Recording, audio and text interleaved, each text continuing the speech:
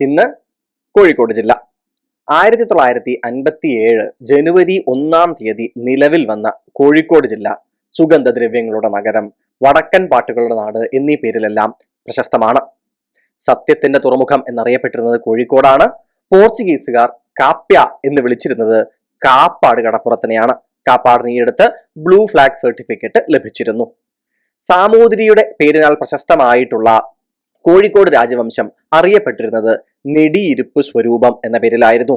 ഇവരുടെ പ്രശസ്തരായിട്ടുള്ള നാവിക തലവന്മാരായിരുന്നു കുഞ്ഞാലിമരയ്ക്കാന്മാർ. രേവതി പട്ടത്താനത്തിന് പ്രശസ്തമായിട്ടുള്ള തളി മഹാദേവ ക്ഷേത്രവും വയനാട് ചുരവും കോഴിക്കോട് തന്നെയാണ്. ഏറ്റവും അധികം മഴ ലഭിക്കുന്ന ജില്ലയും കോഴിക്കോട് തന്നെ. മാനാഞ്ചിറ മൈതാനമാണ് കോഴിക്കോടിന്റെ സാംസ്കാരിക തലസ്ഥാനമായിട്ട് അറിയപ്പെടുന്നത്. കേരളത്തിലെ ആദ്യ ഈ സാക്ഷരതാ നഗരവും ആദ്യ ഈ കോടതിയും കോഴിക്കോട് തന്നെ.